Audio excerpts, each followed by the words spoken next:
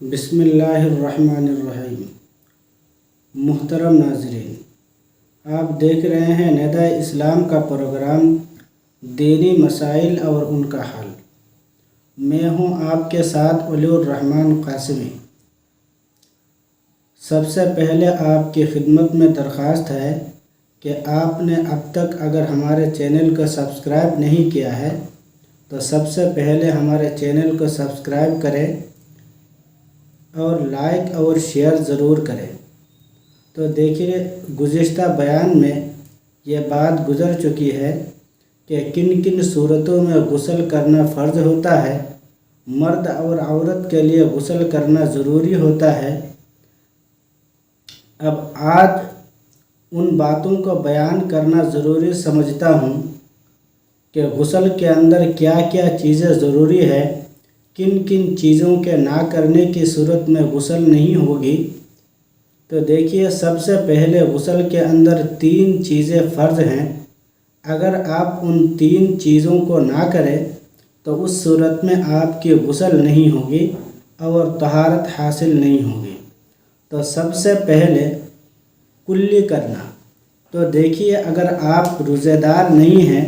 تو آپ گرگرہ کے ساتھ اچھی طریقے سے کلی کریں تاکہ آپ کے حلق تک پانی پہنچ سکے۔ تو پہلے نمبر پر ہے کلی کرنا۔ دوسرے نمبر پر ہے ناک میں پانی ڈالنا، یعنی ناک میں اچھی طریقے سے آپ اس طریقے سے پانی ڈالیں کہ پانی اوپر تک چڑھائے، اس کے بعد اچھی طریقے سے خوب اچھے انداز میں ناک کو صاف کرے اور ناک کے اندر جو پانی آپ نے پہنچایا ہے اس پانی کو پھر ناک سے نکالے اور صاف کرے۔ آخری نمبر پر ہے تمام بدن پر ایک بار پانی بہانا، یعنی پورے بدن کو اچھی طریقے سے پانی کے ذریعے سے دھونا۔ تو یہ چیزیں ہیں غسل کے فرائض، اور ان چیزوں کے نہ کرنے کی صورت میں آپ کی غسل نہیں ہوگی۔ غسل کے اندر ان چیزوں کو کرنا ضروری ہے۔ تو اب غسل آپ کیسے کریں گے؟ غسل کرنے کا جو پورا طریقہ ہے اس طریقہ کو سمجھنے سے پہلے دیکھیے، آج کل ہم اور آپ جہاں غسل کرتے ہیں وہاں جگہ کیا پکی ہوتی ہے، ایسی جگہ ہے کہ جہاں پانی ڈالنے کے ساتھ ساتھ پانی بہہ جاتی ہے، پانی نکل کر باہر چلا جاتا ہے۔ تو دیکھیے، اگر ایسی پکی جگہ ہے جہاں پانی ڈالنے کے ساتھ ساتھ پانی چلا جاتا ہے، پانی جمع نہیں ہوتا ہے، ایسی اگر جگہ ہے تو وہاں جب آپ غسل کرنے کے لیے جائیں گے، جانے کے بعد سب سے پہلے آپ دونوں ہاتھوں کو گھٹوں تک دونوں ہاتھوں کو دھو لیجئے تاکہ ہاتھ میں اگر کوئی نجاست ہے، ناپاکی اگر ہے وہ بھی صاف ہو جائے، اور غسل کا جو صحیح طریقہ ہے اس طریقے پر بھی آپ کا عمل ہو جائے۔ تو دونوں ہاتھوں کو گھٹوں تک دھونے کے بعد اگر آپ کو استنجے کی ضرورت ہے، استنجے کا تقاضا ہے، یا تو استنجے کا تقاضا تو نہیں ہے لیکن آپ جنابت کی غسل کر رہے ہیں، تو اس کے لیے صحیح طریقہ یہ ہے کہ آپ استنجا کر لیں۔ استنجا کرنے کے بعد پھر آپ دیکھیں بدن میں یا کپڑے میں اگر کسی جگہ نجاست لگی ہوئی ہے، اس نجاست کو اچھی طریقے سے پاک اور صاف کریں۔ اگر بدن میں نجاست لگی ہوئی ہے تو جس حصے میں نجاست ہے اس حصے کو اچھی طریقے سے پہلے دھوئے۔ اسی طریقے سے اگر کپڑے میں نجاست ہے تو اس کپڑے میں لگی ہوئی نجاست کو اچھی طریقے سے آپ دھو لیں۔ اس کے بعد بدن اور کپڑے کو پاک کرنے کے بعد اس میں لگی ہوئی نجاست کو دھونے کے بعد آپ وضو کریں۔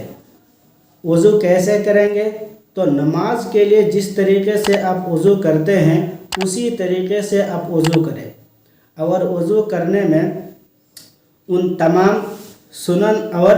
واجبات اور جو نوافل ہیں، آداب ہیں وضو کے، ان تمام آداب کی رعایت کرتے ہوئے جب آپ وضو کریں گے، وضو کرنے میں بالکل آخری حصے میں آپ ایک چیز کا خیال رکھیں کہ آپ جس جگہ غسل کر رہے ہیں وہاں اگر پانی جمع نہ ہو، یعنی جس جگہ آپ غسل کر رہے ہیں وہ جگہ پکی ہے یا تو کسی تخت کے اوپر آپ غسل کر رہے ہیں तो उस सूरत में आप वहाँ गुस्ल करने के लिए जब वज़ू कर रहे हैं तो वज़ू के अंदर आखिरी हिस्से में आप पैर को भी धो डालें। लेकिन अगर कोई जगह ऐसी है कि जिस जगह आप गुस्ल कर रहे हैं वहाँ पानी जमा हो रहा है, तो उस सूरत में आप पैर को ना धोए, बल्कि पैर धोने का जो आपका काम है वो बिल्कुल आखिरी हिस्से में जब आप गुस्ल से फारिग हो जाएंगे और वहाँ से निकलेंगे उस वक्त आप पैर को धो डालें। उसके बाद जब आपका वज़ू मुकम्मल हो गया है, वज़ू मुकम्मल होने के बाद आप अच्छी तरीके से बदन में पानी बहाए, पूरे बदन में पानी बहाए और खूब अच्छी तरीके से मल कर बदन को साफ़ करें, पाक करें और पूरे बदन पर पानी बहाए, साबुन के ज़रिए से या किसी और चीज़ के ज़रिए से या कपड़े के ज़रिए से या हाथ के ज़रिए से आप बदन को मलें और मल कर बदन को अच्छी तरीके से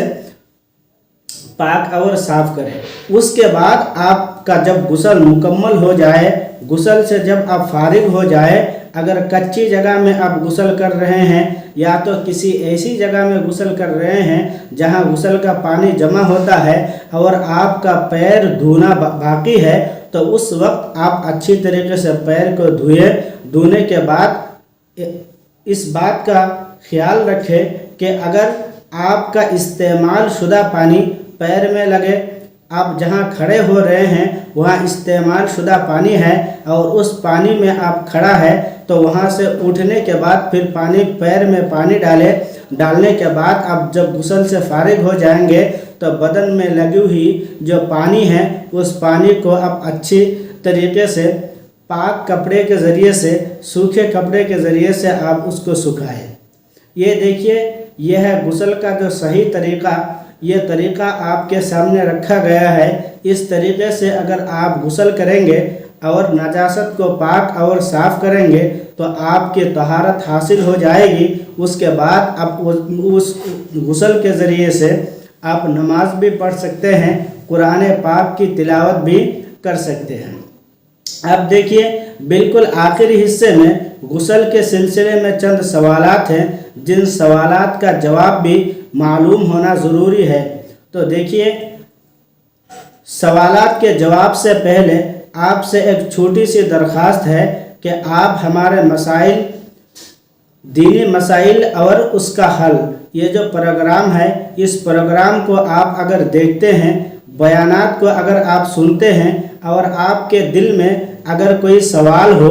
आपके दिल में कोई अगर इश्काल हो, तो उसको आप कमेंट बॉक्स में लिख सकते हैं और सवाल के ज़रिए से हमें आगाह कर सकते हैं, ताकि आइंदा वीडियो बनाने के वक्त, आइंदा बयान के वक्त आपके उस सवाल का सही जवाब भी हम तैयार कर सकें। तो देखिए, एक सवाल है कि गुस्ल करने के वक्त कपड़ा उतार देना सही है या नहीं। जब आप गुस्ल करने के लिए जाएंगे तो वहाँ गुस्ल करना जब आप शुरू करेंगे तो बदन में आपके जो कपड़े हैं उस कपड़े को आप उतारने के बाद आप गुस्ल करेंगे या बदन में कपड़ा रहते हुए आप गुस्ल करेंगे, सही तरीक़ा कौन सा है। तो देखिए, सबसे पहले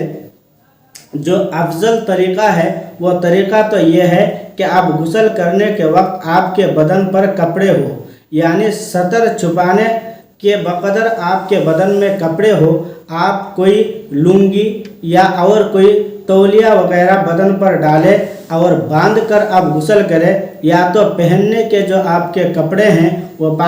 उसको पाक करके वो कपड़ा पहन कर आप गुस्ल करें। लेकिन अगर कोई कपड़ा उतार कर गुस्ल करना चाहता है तो उसके लिए ज़रूरी है कि कोई ऐसी जगह का इंतखाब करे, किसी ऐसी जगह वो नहाए और गुस्ल करे जहाँ पर्दे की हिफाजत हो सके। जैसा कि आजकल की पक्की अगर बाथरूम अगर है, कोई ऐसी मकान है कि जिस मकान के अंदर वो गुस्ल कर रहा है वहाँ किसी की नज़र ना पड़े, वो ऐसी महफूज जगह है जहाँ कोई नज़र नहीं आता है, कोई आपके सतर को देख नहीं सकता, ऐसी जगह है तो वहाँ आप कपड़ा खोल कर, कपड़ा उतार कर नहा सकते हैं। लेकिन ज़रूरी यह है कि उस वक्त अगर कपड़ा उतार कर आप नहाएं تو اس وقت آپ کھڑے ہو کر نہ نہائے، بلکہ آپ کے لیے افضل اور بہتر طریقہ یہ ہے کہ آپ بیٹھ کر نہائے۔ لیکن یہ جو صورت ہے یہ تو مرد کے لیے ہے، اور عورت کے لیے صحیح اور افضل طریقہ یہی ہے کہ عورت بیٹھ کر نہائے۔ بیٹھ کر نہانے میں عورت کے لیے پردہ ہے، اور بیٹھ کر نہانا یہ عورت کے لیے افضل اور احسن طریقہ ہے، چونکہ اس صورت میں بیٹھنے کی صورت میں پردے کی رعایت زیادہ ہوتی ہے۔ اور ایک سوال ہے، کوئی آدمی غسل کرتا ہے، غسل مکمل کر لیا، اس کے بعد اس کو خیال آیا کہ اس نے ناک میں پانی نہیں ڈالا، یا تو اس نے کلی نہیں کیا، یا تو بدن کا کوئی حصہ ہے جہاں تک اس نے پانی نہیں پہنچایا اور وہاں تک پانی پہنچانا باقی رہ گیا، کوئی حصہ خشک رہ گیا، سوکھی رہ گیا، اب وہ کیا کرے؟ کیا مکمل طریقے سے پھر سے از سر نو نہانا اس کے لیے ضروری ہے، یا اس حصے کو صرف پورا کرے؟ تو دیکھیے، ایسی اگر کوئی صورت پیش آ جائے کسی کو کہ اس نے کلی نہیں کیا، یا تو بدن کے کسی حصے میں پانی پہنچانا باقی رہ گیا، تو ایسی صورت میں صرف جس حصہ میں پانی پہنچانا باقی رہ گیا اس حصہ میں پانی پہنچائے، یا تو کوئی کام جیسا کہ کلی نہیں کیا، کلی کرنا باقی رہ گیا تو وہ صرف کلی کر لے، یہی اس کے لیے کافی ہے۔ از سر نو غسل کو دہرانا اور دوسری مرتبہ پھر سے غسل کرنا اس کے لیے ضروری نہیں ہے۔ اور ایک سوال ہے، عورت کھڑے ہو کر غسل کرے یا بیٹھ کر؟ یہ دیکھیے، سب سے پہلے جس سوال کے جواب بیان کیا گیا ہے اس سوال کے جواب میں یہ بات آ چکا ہے کہ عورت کے لیے بیٹھ کر نہانا ہی افضل ہے، کیونکہ عورت کے لیے پردہ